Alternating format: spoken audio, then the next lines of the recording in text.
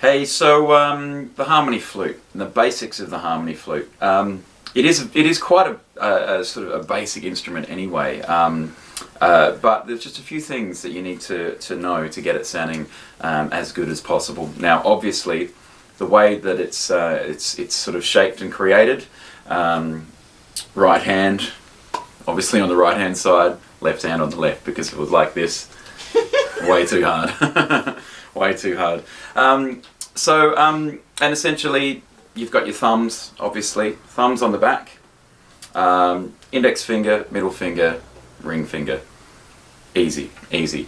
Now we do have the two holes at the front here with the mouthpiece area. You can play either one or both at a time, so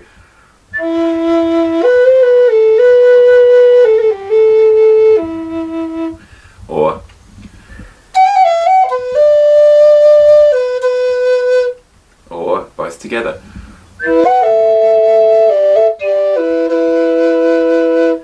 Now, the notes themselves, it's basically arranged in a pentatonic scale. 1, flat 3, 4, 5, flat 6.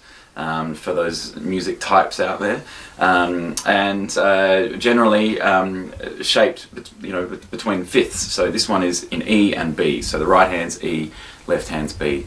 Now, to get a sound out of this, first thing you want to do is you want the instrument to be resonating. Okay, so if you only put a little bit of air through, it's not going to resonate in the way it's intended. Okay, so I'm only going to put a little tiny bit of air through.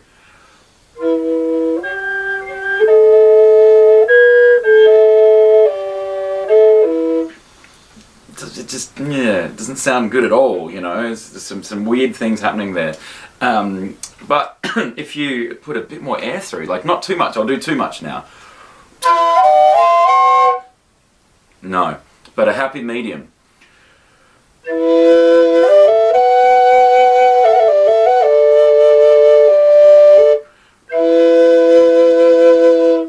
And that just takes experimenting between doing too much, too little, and then getting to a point where you can actually feel the instrument vibrating at your fingertips.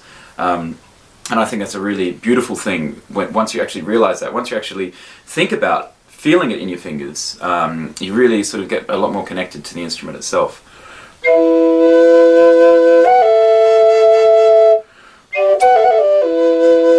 So that's how we get a good sound. Just experiment with velocity of the air.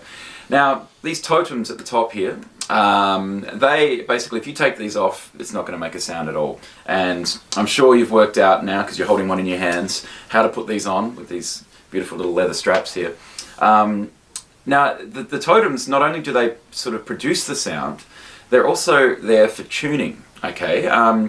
Essentially, to sort of tune this instrument, if you hold all the fingers down on your right hand and just your thumb on the left, sorry, thumb and index finger, you'll hear that it's the same note, an octave apart. And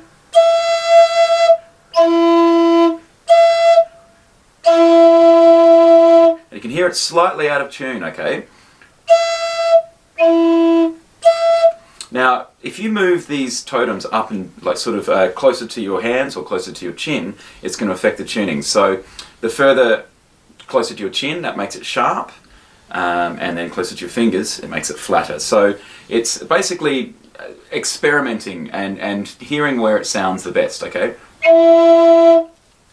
Okay, so if I just push that in a little bit, hear how it's gone out, so we'll just pull it out. And we should be sweet. And then to tune the other one, you basically left hand all down and the thumb, and then just the thumb on your right hand. Okay, that's slightly out, so we just need to sort of find a happy medium between the two. We'll find it. It's here somewhere.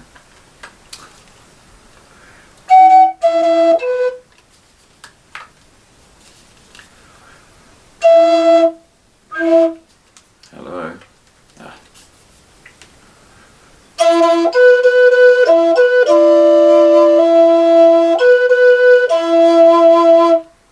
close enough for now. So basically now we're in tune and ready to play. Okay, so experiment with this. Move the totems around. Obviously, if they're too far over the hole, it's not going to produce a sound. If it's too far back, it's not going to produce a sound. So experimenting, okay, and that's the best way to sort of get to know this instrument.